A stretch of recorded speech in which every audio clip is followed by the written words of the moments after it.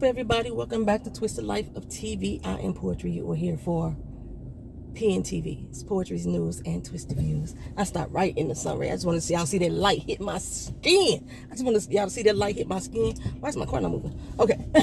I don't have a PSA for y'all today. I don't have a commercial break for y'all today. Just go shop with me at www.survivebeauty.com. Go shop with me.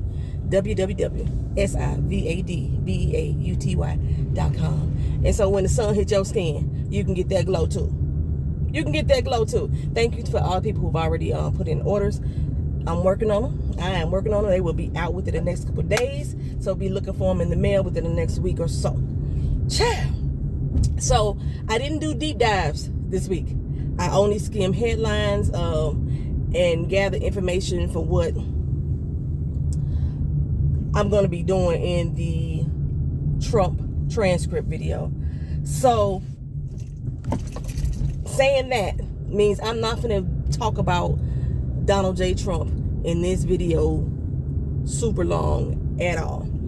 We all know that he was indicted on 37 counts in Florida. We already know that he has indictments pending. He was already indicted up in New York as well on 7 counts. We already know that he has pending charges coming up and a pending indictment coming up in Atlanta. He has 2 more civil cases, and Jack Smith, the one who was presiding over this last indictment, he is also looking to bring up charges against him on the January 6th insurrection as well. So all that stuff is going on. We already know. Justin Blaze hit me up on IG, and there was something that his grandfather and him was talking about as far as his Trump's impeachments, and I figured I should just touch on that for a minute. In my previous video, I stated that Trump had been impeached twice, and he's now been indicted twice. Those both are true. The impeachment is kind of equivalent to what this indictment is. We saying we got enough information on you that we want to try to actually charge you, convict you for this information. That's what both of those things really kind of say, right? Now the next step is to go to court and prove what we believe to be true. So in both of his impeachments, neither one of those cases went anywhere. Okay, he was acquitted in both cases, in both impeachments. The first impeachment was in 2017, and the second impeachment was in 2021 or 2020. 2021, I believe it is. Okay, is that right? 2020. It might be 2020. I know for sure. If I was sitting looking at my notes, I don't have any notes with me this morning. Okay, so what we're looking for is convictions. So his second impeachment had to do with the January 6th resurrection. Is that what they call it? Insurrection. Lord Jesus. Oh, sorry, Jesus, because I said resurrection. Yeah, it had to do with that impeachment, that January 6th insurrection. That's what the second impeachment was about. Okay. So that's what Jack Smith is now trying to bring up charges to indict him on that January 6th insurrection. Let's see where it goes. In the video that I'm going to do about the Trump transcripts, I'm going to give y'all a brief detail about who Jack Smith is, where he came from, and I'm also going to talk about the judge who is going to preside over the trial proceedings. I'm going to talk about her ass in that as well. So it's not going to be me sitting there simply reading through pages. I'm going to just try to give y'all a full overview on what I know to be going on with their case. Now, Jack Smith did say he was going to request a speedy trial. If you know anything about the law at all, speedy trials don't mean it's going to happen next week. Speedy trials normally take place within the 72-day period, normally, on average. Okay, so we're looking at approximately up to 2.5 months before he may go to trial. And then you know for a fact that his legal counsel is going to try to delay as much as they can. They're going to be trying to flood the court with motions so that way it won't be speedy. Okay.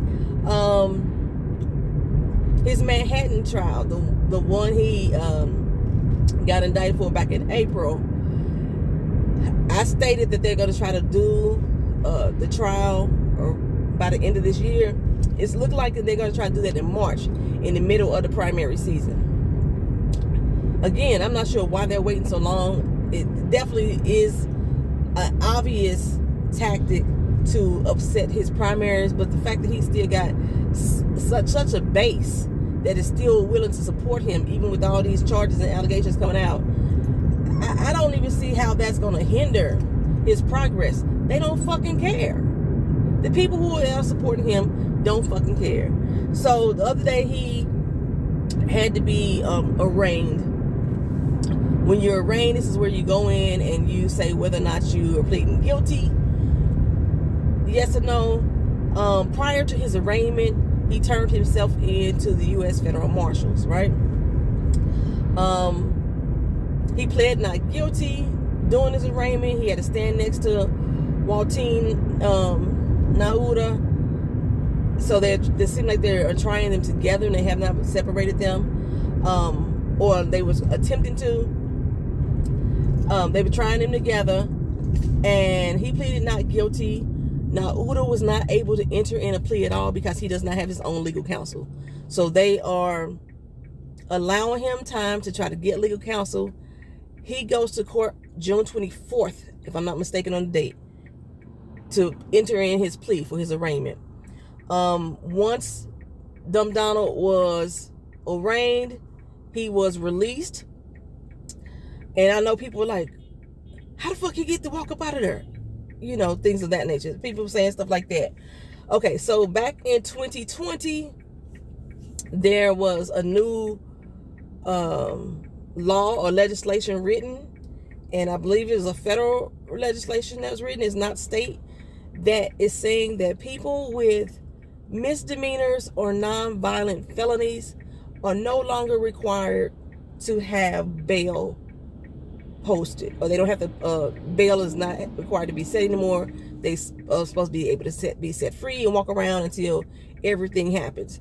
So just the same as when he was indicted in New York, that's why he was able to leave then as well. So in Florida, the same precedent applies, which is why I'm saying I believe it's a federal law and not state, that he, as for 2020, misdemeanors and non-violent felonies do not require a bail. I don't know how that has been applying to low-end citizens when they go to court, because I do think some of my people I know still had to pay fucking bail or shit like that. I don't remember, but I don't know. It might not. I don't know. Don't quote me on that. But I know that's what the law states. So that's why he was able to walk away scot-free. For now, he's supposed to have some restrictions imposed. Just simply, you can't discuss the case. When have you known Donald Trump to ever follow what a judge has told him to do? He's going to be held in contempt. He's going to be discussing it. He's going to be contacting all the people that he not supposed to contact, and that's basically everybody that's been affiliated with this case. Now, Uda still works for him. He's still his valet. Okay, so, yeah. So we should see Waltine Nauta not have bail as well, because, again, I believe it's up to the judge, but the law did state that it's not required for them to have bail any longer, or to have to post bail. Okay, so is that everything I'm going to talk about on this man? Okay, speaking of more courts, Tory Lanez, the one who is alleging to have shot Megan Thee Stallion in the foot, his sentencing date has been pushed back again. I don't know. I'd say LA courts have been notorious, or LA jails have been notorious for being overcrowded, and I know people that stay out of jail for a long fucking time because they ain't got no room for their ass. The man that Keena is named after, my daughter,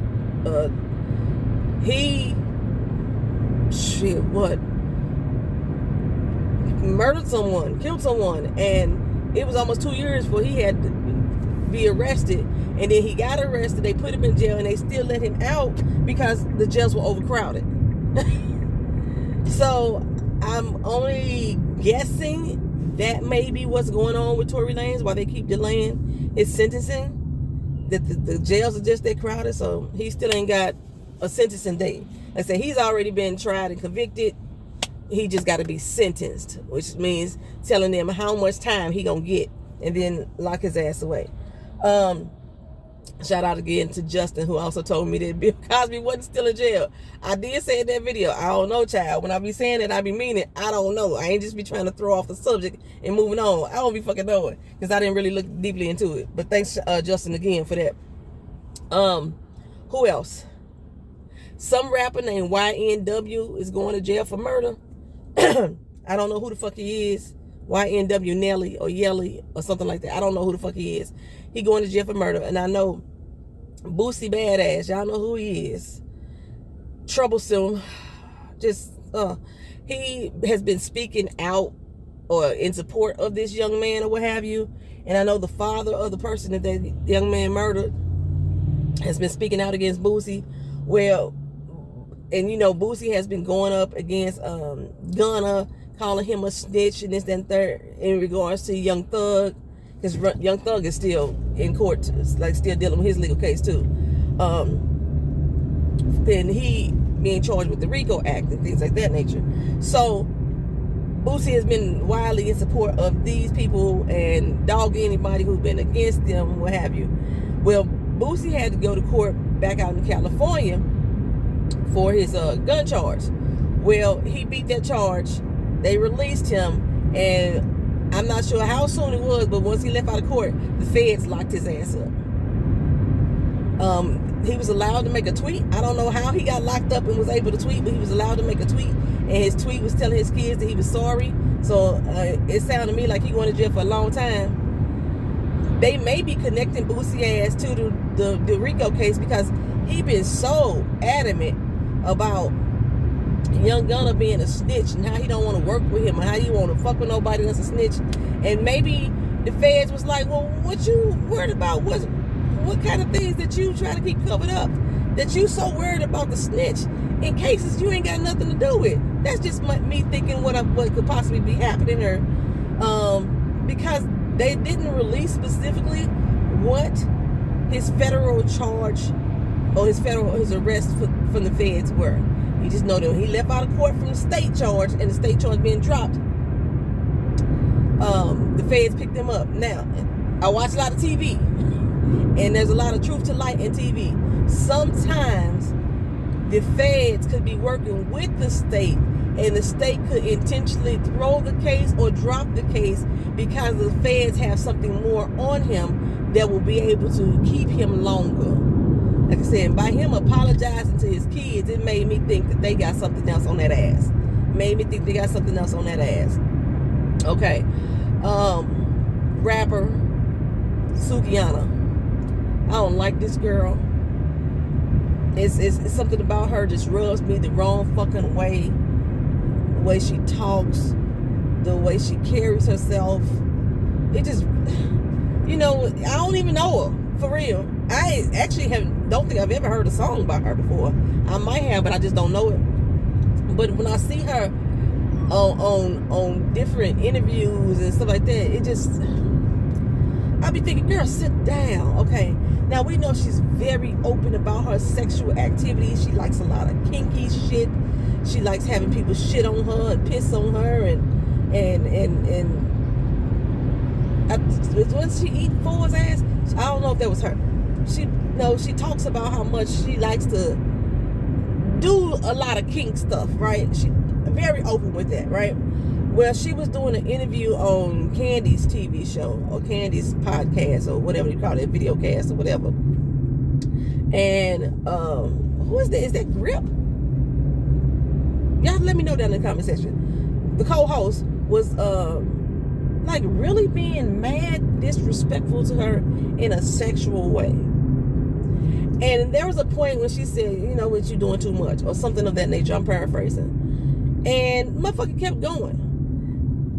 People think because you are very openly sexually that gives you the license to still take advantage of me sexually, to still disrespect me in a sexual manner.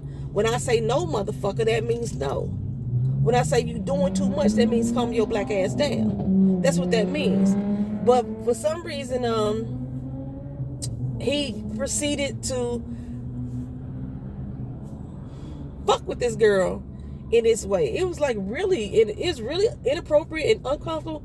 And like I said, and I don't even like her as a person, and I felt some kind of way about that shit. And people were saying, well, Candy needed to stand up for him because it's her show. That's what. I didn't watch it. I don't know. I'm hearing that she did state that he going too far. You see, she uncomfortable. Why you didn't shut it down? Period. I mean, you could have just shut it down. Period. Now I don't even ask why. You could have just shut it down. Period. Stop the interview. Period. And then came back and regrouped without him. It is your show. That could have been a way to handle that situation. But to continuously go on, and then you was laughing and kikiing when you said it. From the clip that I saw, now this is the clip I saw when she first mentioned it, you know, oh, you should say something like that. She was laughing, but you know, sometimes Candy laughs when she's nervous or uncomfortable. So there's a lot of people that do that. It's not that they're laughing because they think the shit funny. They laugh as a way to ease their discomfort. And that's possibly what could have happened in that situation. Y'all know I don't like Candy ass either. So, but I'm going to call a spade a spade. At least I call it what I think the spade is. Okay?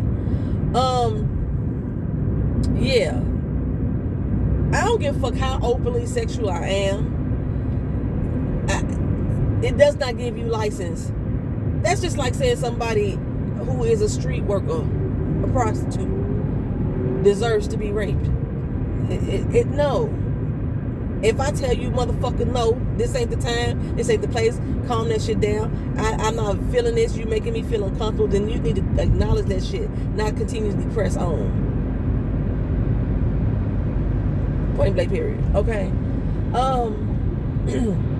What else I'm gonna talk about? Because like I said, I ain't got no notes. Child. Let's go to the movies. Let's go to the movies. Let's go to the movies. I went to go see Fast X last week. Y'all know I love the Fast and Furious franchise. I could have sworn that they said that Fast and Furious was going to end at movie 10.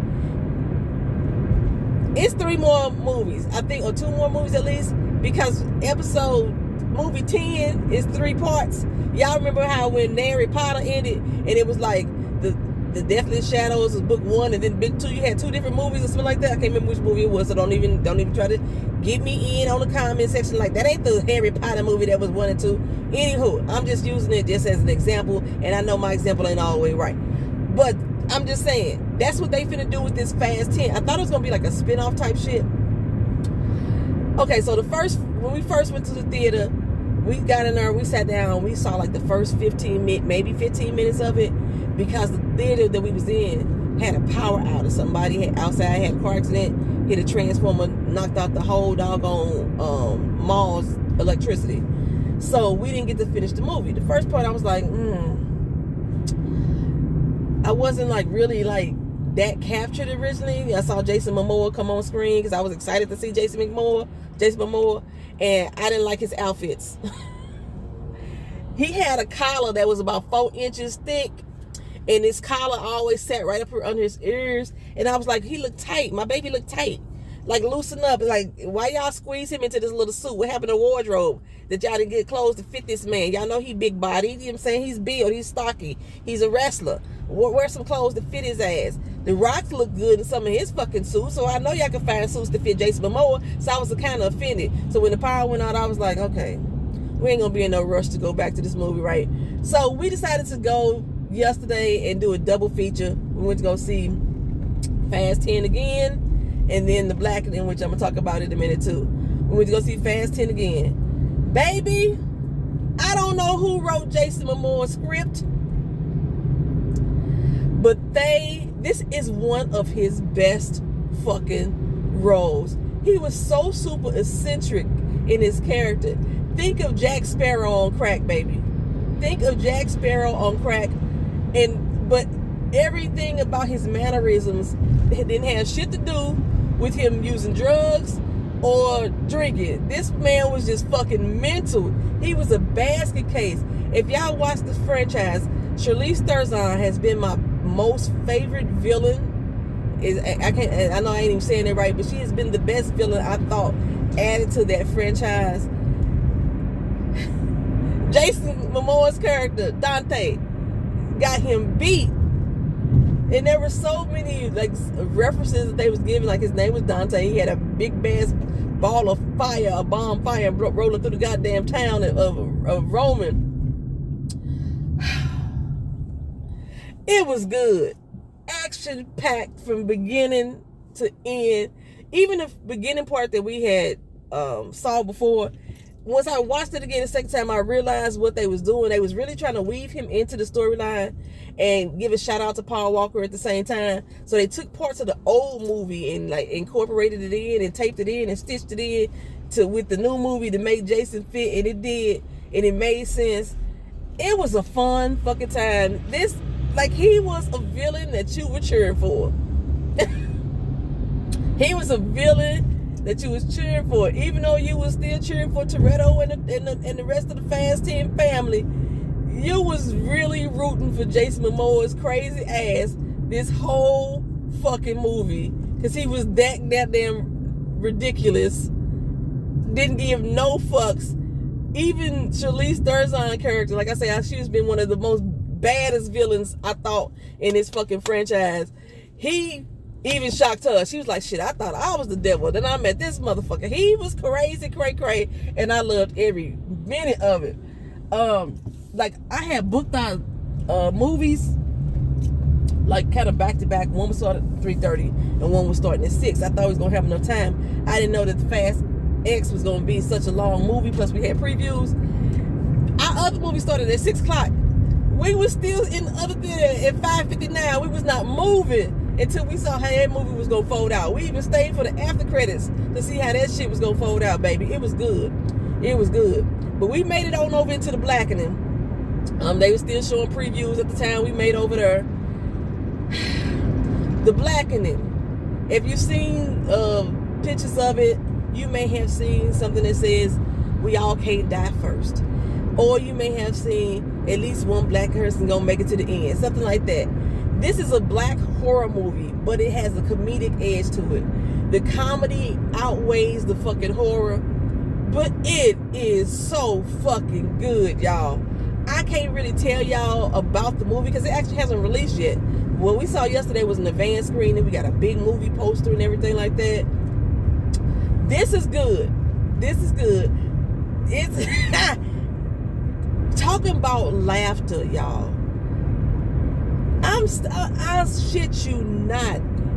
Damn near everybody in that theater was in tears, laughing. From within I swear about the first 2-3 minutes into the movie, you laughed nonstop from that point on. You had some moments that was scary or there's some jump moments for you like a horror movie should give you. Baby, this shit was good. Oh my god, the acting, the African American vernacular going on, the slang, the stereotype, everything wove into this movie so good. So good. The villain in the movie, I didn't guess it. I don't know why I didn't. Probably because I was laughing my ass off so much at the characters and the storyline, and I had my little jump moments that I didn't realize who the fuck was the real villain in the damn movie. I love that. It was good. It was it kind of give you like, okay, so you know you play the game of Jumanji and you get stuck in the game. It kind of give you a little bit of those vibes there. It kind of give you a little escape room vibes. Because again, you trapped in an environment that you can't figure out how to get the fuck out of, right? You don't know who to trust. You there with your homies, but then all of a sudden you got to turn on your home. It's good. It's good. Y'all go see The Blackening. It actually starts showing tomorrow in theaters nationwide. yesterday was an advanced screening. They had it in limited theaters nationwide, but it was only one time. It was good. I'm going back again simply for the fact I laughed so much during the damn movie. I think I missed some shit. And I want to hear what the fuck I missed, because it's that funny. It's that good. It was like, you have one of the type of movies that if people in the theater talking, you didn't even care because you was thinking the same shit that they just said. I mean, there's some points in the movie that you even kind of interact, because it's like, it's what black people do. And if you've ever been around black culture for a long time, you know what I'm saying, you've been immersed in it because that's where you grew up, and that's all your friends have been all your life. You gonna understand a lot of these things too, because we were surprised. First of all, I was like, ain't nobody gonna be at this movie, because online on Twitter everybody was talking about, I can't believe they called it the Blackening. They could have used another name for that. Why they bringing this around Juneteenth? This is gonna be an insult to black people. So I thought that a lot of people was not going to go see this movie. Man, we both got our damn tickets. It was like 12 seats left in the fucking theater. We was like, what the fuck? And it was packed, baby. It was packed in there. And not just us. Okay, Latino community, they got a lot of commonality with black culture, as far as like upbringing and things like that. So I figured that they would get a lot of the stuff that was going on. It was like the white crowd in there I was surprised to see how many white people in there was going to go see this movie. Because a lot of times, white people do not go see black movies. In most cases, they don't. They may go see a play written by a black person. They may even go to a concert.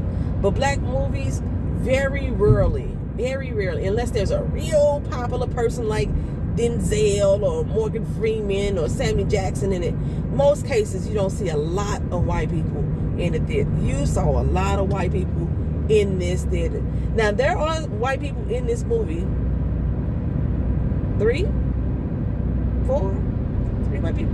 white people in this movie, and you don't see them in any advertisements. Okay. You don't see them in any advertisements. What's 3 or 4? And they was quick. They weren't even on screen long. You know what I'm saying? That's why you don't see them in any advertisements, because they weren't on screen long at all. Yeah, okay. Baby, the one chick in this movie, okay, her name is I can't say that part. Her name is Shanika. So it was something else I was going to tie her to me. She reminds me of me so much. With the exception I can't swim. It's good, y'all. If y'all want to just have a good laugh, a good chuckle, go see this movie this weekend. Monday is a holiday weekend. Though Juneteenth is now a federal holiday, so everybody's going to be off. I said I was going to go back to probably see it Sunday. I don't know. I might go back to see it on Juneteenth. It was good. Now, I'll probably go see it Sunday so I can get credit for, the weekend. Because I think Monday starts a new cycle as far as like the show saying how much they grossed over the weekend like that. Oh my God. It's worth me going back a second time. That's how funny it is. And I want to invite motherfucking friends. You got to go see this movie with me. Woo! Okay, so I am almost at work again. There will still be the Trump transcript video that still will come out. I'm going to be going through the transcripts. I am not going to be reading line for line. I'm probably going to be paraphrasing for the most part and just telling y'all what y'all need to, the key points. I am going to show a small clip of Jack Smith's speech afterwards where he's encouraging everybody to go read it line by line, to go read it page by page. It's 50 pages. He's encouraging people to do that. So I'm probably going to play a little bit of that clip in it, and then we get into nitty gritty. I'm not sure how long that video is going to be. It may be 45 minutes to an hour, but yeah, it is coming. My doggone computer, I don't know what the heck was going on with it, y'all. It would not load at all, and I was able to shut it down. And once I was able to shut it down, then it came back on the next morning. And all my files for the Trump transcripts and everything is actually on that computer. I was like, Lord, I mean, I could probably go download it again, but I really didn't want to. My notes that I had already started, you know, they on that computer. My photos I was gonna try to incorporate already on that computer. So we'll see. We'll see. What the hell is this person doing? Oh, Lord Jesus. All right, y'all. I'm at work. I will talk to y'all again later. I am at work on motherfucking time. I got 2 minutes, y'all. Won't he do it? Talk to y'all again. See y'all next video. Oh, Love and Merge Detroit casting video is up if y'all looking for that. Since like I said, I'm gonna start that reality show. Okay, people try to park and holding shit up. So I'm gonna start that reality show. It starts on June 24th. We ain't got a lot of good feedback from y'all, and I thought, shit, y'all wanted me to bring a reality show back. That's what y'all asked for. But a lot of people like, fuck all the king, and they really thinking like, fuck that show. So we'll see. All right, I think I said it already once, but thank y'all for watching. See y'all in the next video. Peace.